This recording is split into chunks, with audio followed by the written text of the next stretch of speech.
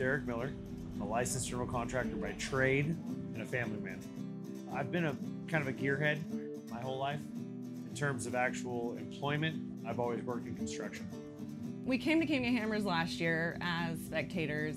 The whole vibe, the hype, like, it was just intense, it was fun, we're really into it, and Derek looks at me and goes, I'm gonna race this someday. King of the Hammers is a race in Johnson Valley on a very basic level. It's billed as the hardest one-day race in America. I think the world. It combines rock crawling and open desert racing.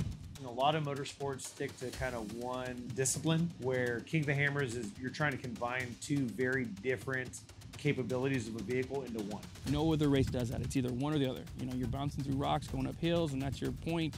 Or, you know, you're flying around a track at high speed, and that's it. Or, you know, you're flying through Baja, and that's it. But to combine those two, one has never been done, and two is extreme, like very.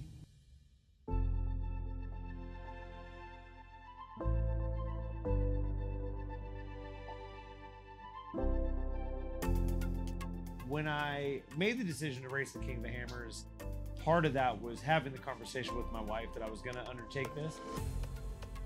Like every married man, you're slightly fearful when you go and try and explain to your wife this giant time and money suck that you're going to commit to.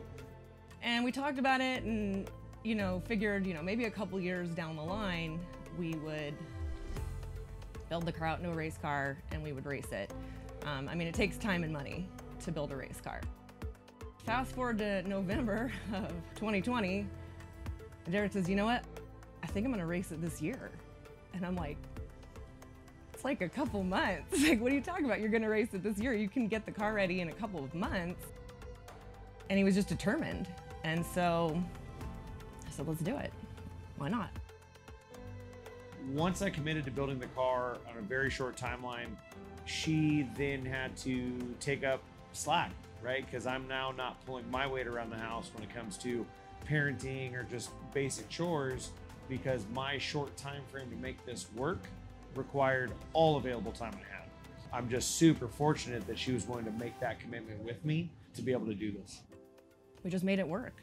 And I think when he told me, I'm gonna build a race car in 2 months, I already thought, you know, that's unbelievable. And I had no idea the amount of work he was gonna have to put into this car in order for it to just pass safety inspections. I mean, I already knew that was a really tight timeline. Just the amount of effort it required and the amount of hours and dedication that he had to put into that thing every single day since the day he decided we were racing it. I think a lesser person would have given up and said, you know what, I'll race it next year. So here we are. We made it. Derek is a rebel, man, and he's one of those guys who's like, nobody's ever done this. Why would you do it? And that's his reasoning. It's what I owned. Why else would you build a Toyota Sequoia? Toyota Sequoias are unusual to race or even make rock crawlers out of, because at some point in their life, they were a super expensive SUV.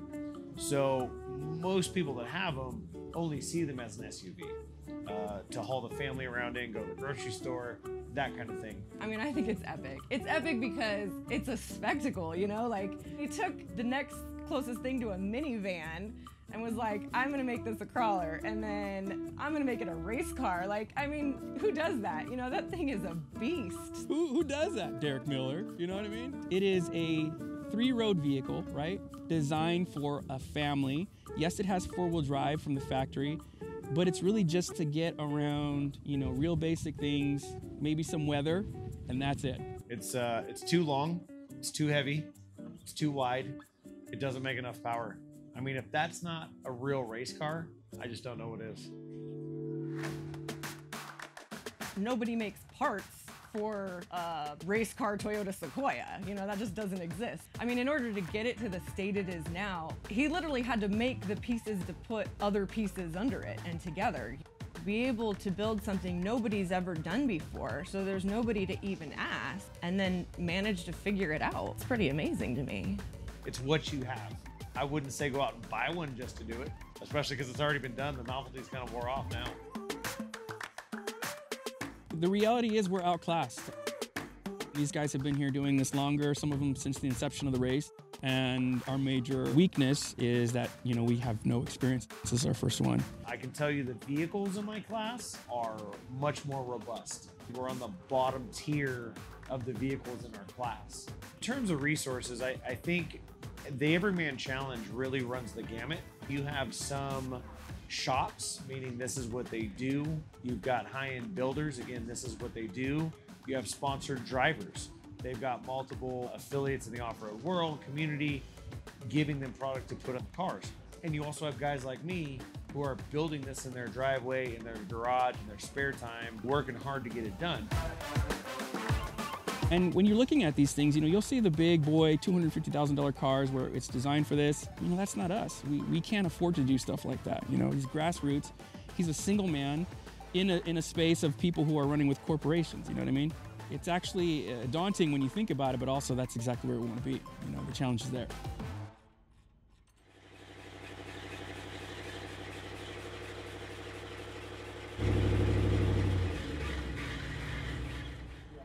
So what just happened is we identified an issue with the rear brakes. It started to do this like wobble at low speed. So they're checking it right now. He's gonna pull them off. We've had our share of problems out here. One of them is the terrain is so unforgiving that we've had a couple of issues that we didn't really know about on the car that were minor, but out here it really just exacerbates that issue. Howdy. Right? Oh yeah, we're good. Thank you. Yep. They're minor setbacks in a sense that we're able to go in and fix it, but it will play with your mindset, right? It is all those challenges that come together, and if you're just gonna roll over and quit, then you don't belong out here.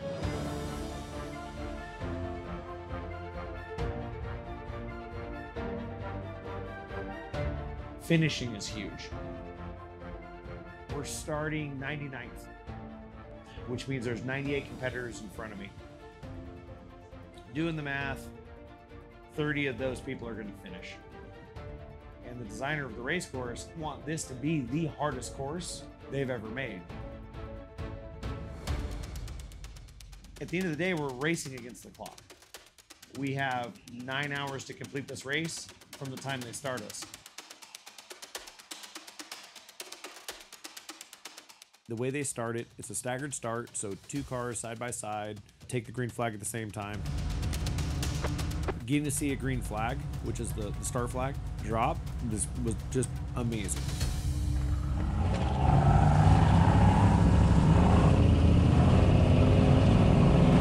Or a green flag comes up and we're off, and it's just like, holy crap.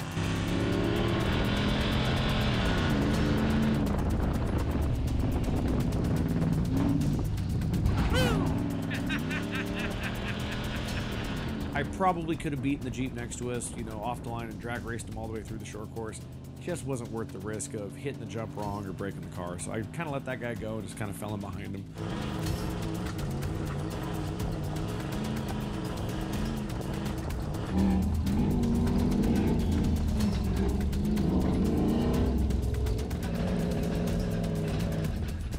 As we're going over some of this really small bumps in these washboard roads, the whole car is just shaking, like just crazy, to the point where we just had to slow down because that type of harmonics is just tearing bolts apart. Like riding a bull over there. Yeah, I'm just riding that for a whole long 2 seconds.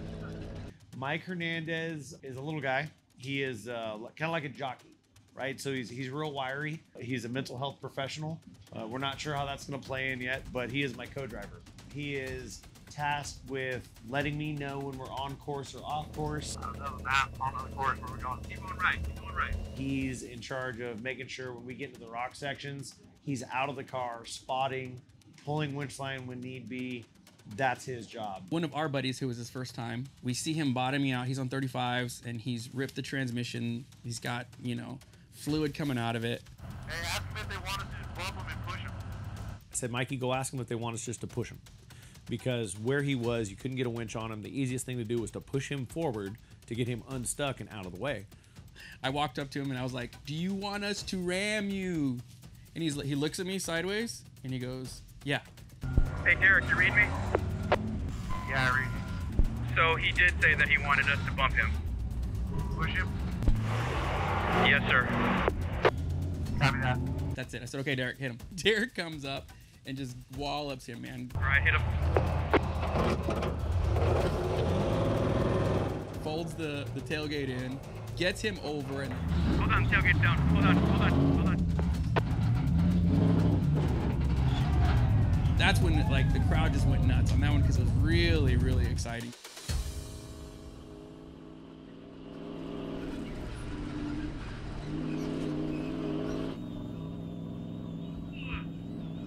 You yawning again? Yawning, man. You're rocking me to sleep in this thing. Huh. Sunday drive, man. Sunday Sunday drive. drive, bro. Sunday drive.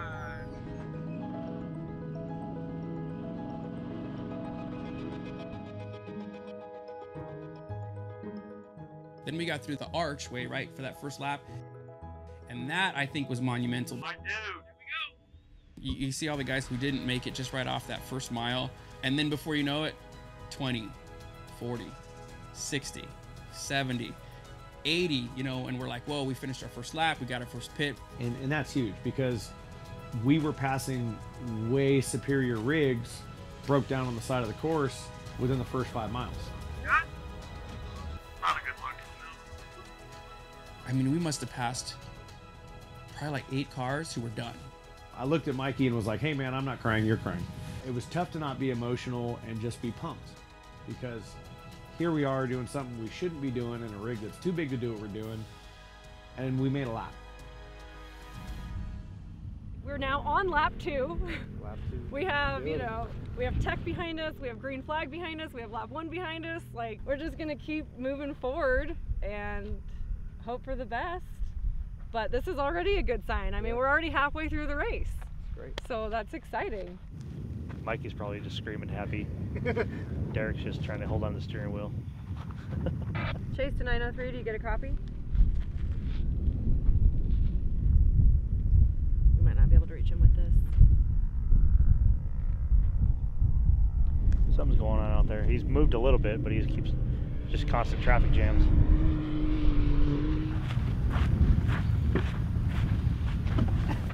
Chase 903, you got a copy?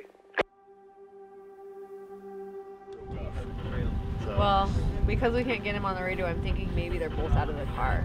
Like, he might be fixing it. Like, if their antenna can't reach him, nobody's reaching him. Chase the car 903, do you have a copy? That's not right there. It is Derek. It's back. So are you not coming through pit 2? That is correct. We will not be coming through pit 2. Negative on pit 2. Can you clarify, are you continuing the race? What he got out? Sorry, guys.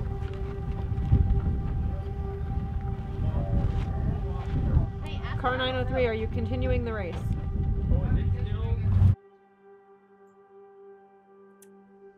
I mean, to just tell Derek how I feel about this whole experience, I mean, no matter what happens, I'm just so proud of him.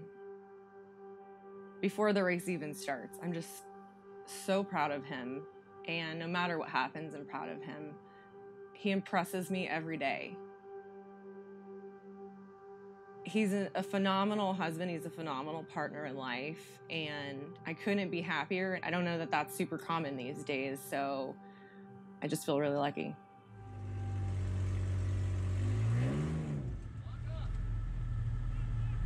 Are you continuing the race? Say again? Are you heading straight back to pit as far as camp? Are you done with the race? Are you out? Yeah, at this point, we're on borrowed time with the tie rods, the trail fix, and the trail's will be getting harder for us out here in Arizona. So We're going to circle back to the desert floor and take the road home. Copy that. We'll see you in the desert. Sounds good. Okay. Well, that's a wrap.